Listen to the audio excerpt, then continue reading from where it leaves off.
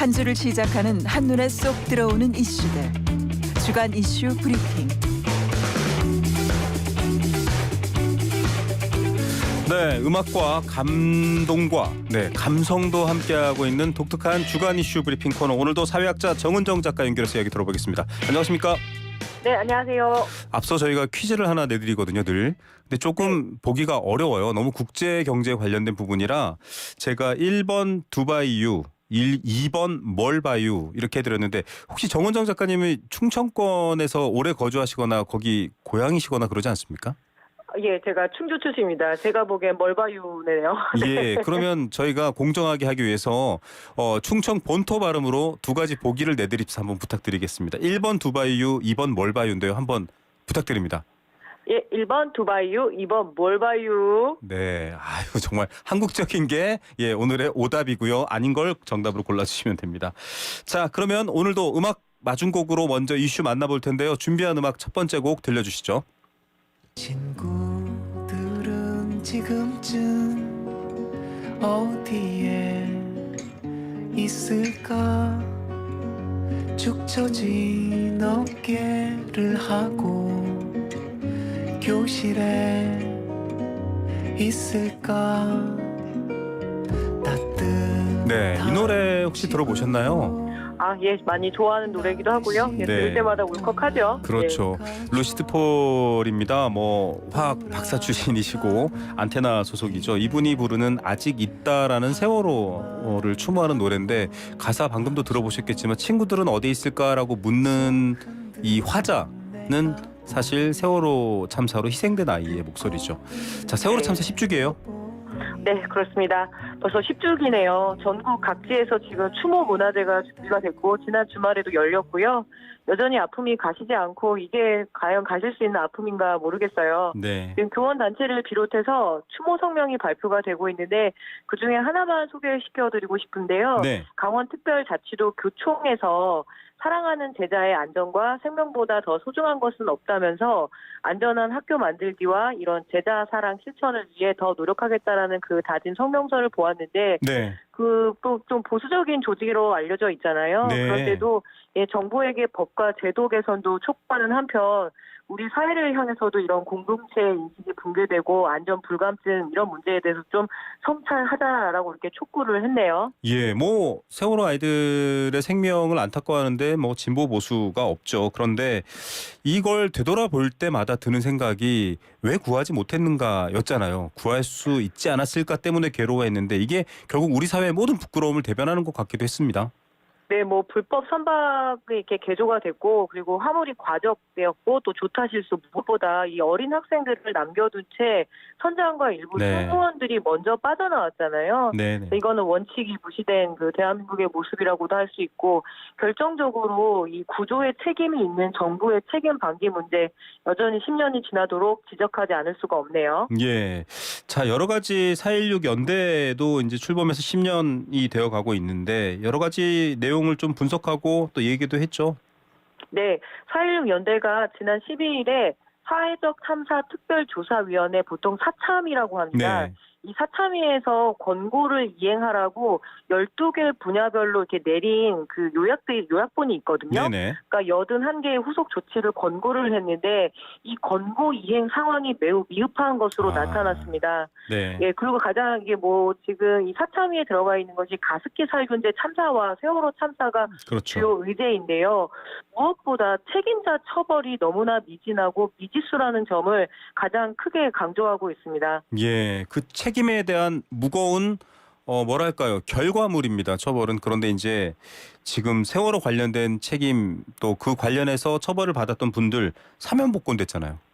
네, 실제로 민간 영역에서만 좀 처벌을 받고요. 그리고 말단, 그 해경 이 정도만 좀 이렇게 그 법적 책임을 졌는데 2024년 설 명절이었습니다. 이 세월호 참사 피해자 사퇴를 한 경우가 있었잖아요. 네. 그래서 징역 2년형을 받은 김대열, 지영관 전 기무사 참모장들 그리고 이 세월호 참사 때 박근혜 대통령에게 보고 시간을 조작을 하고 여러 가지로 뭐 국가위기 관리 지침을 무단으로 이렇게 변개했던 김관진, 김기춘 등 이런 청와대 인사들은 특별 사면이 단행됐거든요. 네. 이건 엄연히 현 정부에서 이루어진 일입니다.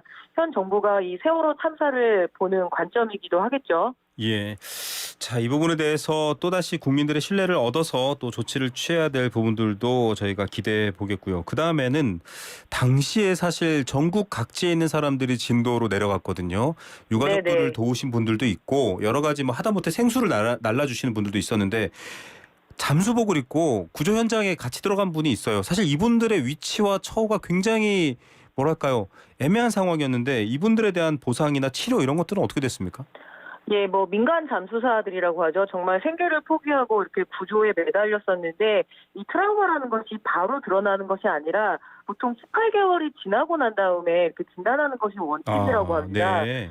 그런데 이미 이제 시간이 많이 지났다는 이유만으로 현재의 그런 고통이나 아픔에 대해서는 지금 정부가 이미 보상이나 배상이 끝났다라는 식으로 이렇게 이야기를 하고 있다라는 거죠. 네. 근데 앞전에 말씀드렸다시피 사참위에서는 분명히 권고를 했거든요. 예. 근데 이 부분에 대해서 그래서 생존자들 24명이 지난 2021년에 사회적 사참위에 낸 보고서에 어떤 이 준수하고 그리고 직권 재심의를 신청을 했습니다. 네네. 그러니까 배상과 보상을 다시 추진하고 다시 조금 더 면밀하게 조사를 해달라라고 했는데 뭐 정부 입장에서는 이미 다 끝난 일이다라고 이야기를 하고 있는데요. 이 부분에 대해서는 조금 더 그 정부가 전향적인 자세로 나와야 되지 않는가라는 이야기들이 지금 그 참사 그 당사자들 속에서도 많이 나오고 있는 이야기입니다. 예, 뭐 김관홍 잠수사를 비롯해서 운명을 달리하신 분들도 여러분들 많이 아실 텐데요. 이분들도 좀 뭐랄까요, 정말로 국민들을 구하려고 같이 도와주신 분들이기 때문에 제대로 된 처우와 치료가 필요할 것 같고, 뭐 피해 보상은 어떻습니까? 피해 배상은 어떻습니까? 네, 2023년 1월에 서울 고법도 이 국가가 참사한 희생자 유족들에게 총 880억 원을 배상하라고 판결을 했지만 네. 이 권고조차 지금 무시되는 상황이거든요. 예. 아무래도 사회가 이제 10년이 지났으니까 이제 그만하면 됐다 이런 말을 좀 그렇죠. 그런 말씀하시는 분 하게 많죠. 되잖아요. 근데 이게 10년이 지난다고 해도 그 멀쩡한 청소년들과 그리고 그 생계를 이어가던 가족들이 희생이 됐는데 이 상처나 그 두려운 고통이 잊혀질 수가 있을까 이런 생각이 좀 들게 되고요. 네. 또 그게 가장 큰 상처가 아닐까 싶어요.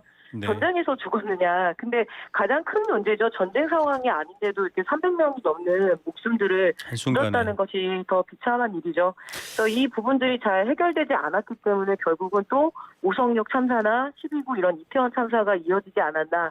그래서 끊임없는 애도 그리고 계속 어떤 이런 엄밀한 그 실태 조사나 이런 것들이 꼭 필요하다고 봅니다. 네, 좀 많은 분들이 이제 정치적으로 이 이슈가 다뤄지는 거에 대해서 뭐 반대하시는 분들 또 불편해하시는 분들도 있고 이런 시각이 있는데요. 방금 이제 정은정 작가 말씀해주신 것처럼 그 요즘은 왜 저기 그 어르신들이나 좀 몸이 불편하신 분들 실종되면 재난 문자처럼 실종 문자 오잖아요.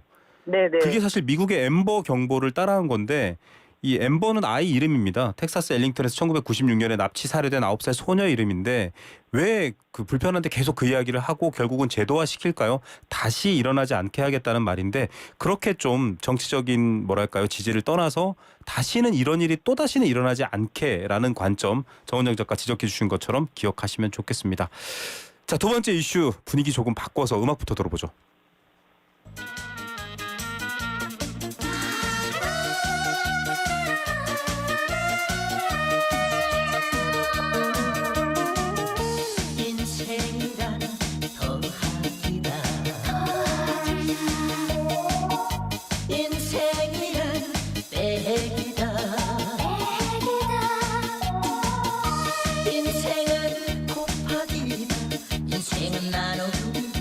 저희가 지금 전화 연결이라 보이진 않는데 어깨를 들썩들썩하고 계신 것 같은데요.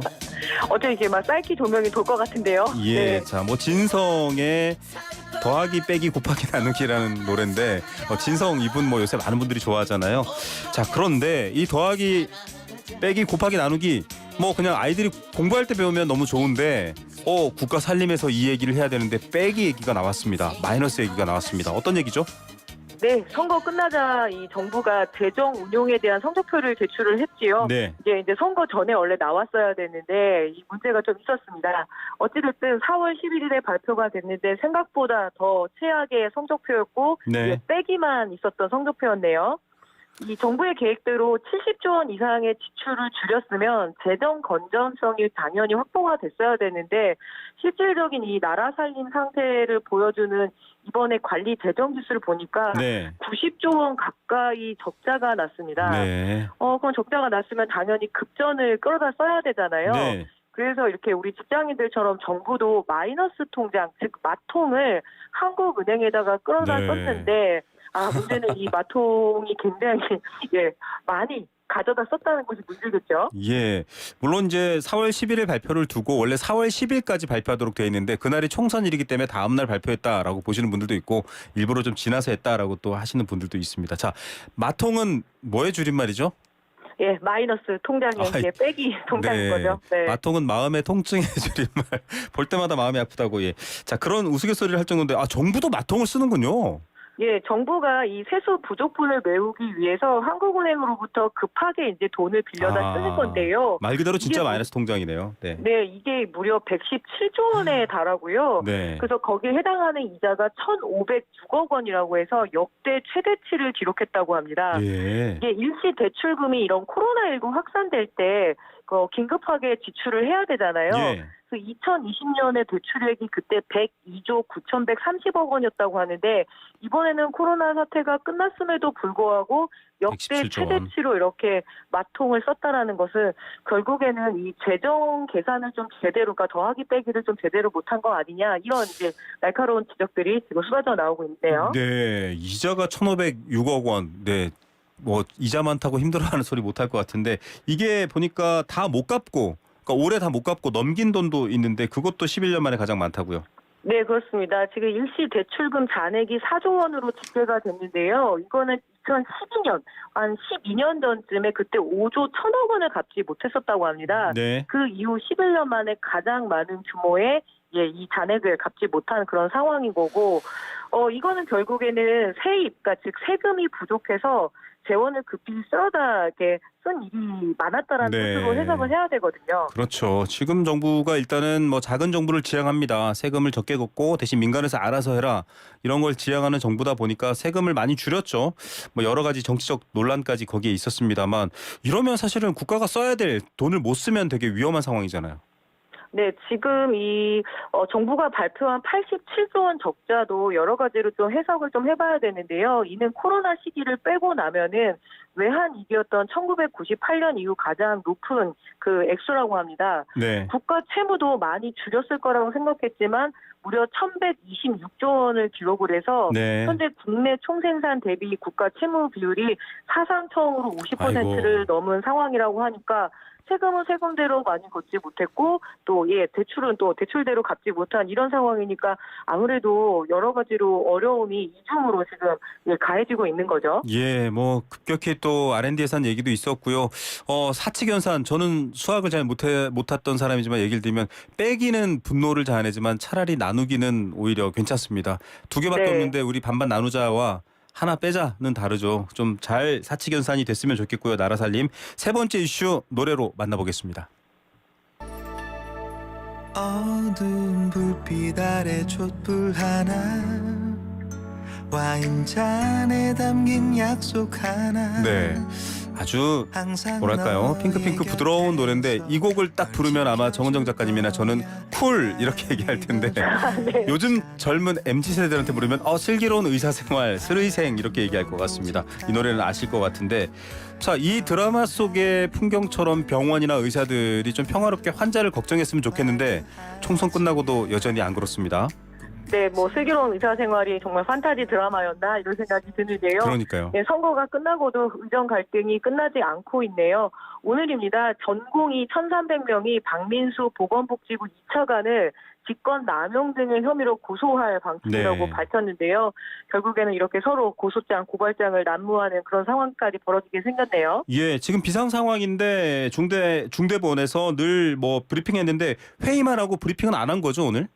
네, 그렇습니다. 보통 이렇게 매일매일 발표를 했고, 이번에 이제 선거 끝나고 난 다음에 첫 브리핑이었기 때문에 의료 개혁 방향성을 좀 읽을 수 있지 않을까 이렇게 기대를 했는데 아예 돌연 일정이 취소가 됐고요. 네. 뭐 여러 가지로 지금 의료 공백 사태 때문에 간간히 자꾸 이렇게 제때 치료받지 못한 환자들에 대한 소식도 언론을 통해 들려오는 그런 맞습니다. 상황이고요. 네. 자, 그리고 사람이 부족하니까 공중보건이라든지 지역에 있는 의료원 인력들을 이제 의료진을 차출했는데 그럼 거기 계신 분들은 어떻게 해요?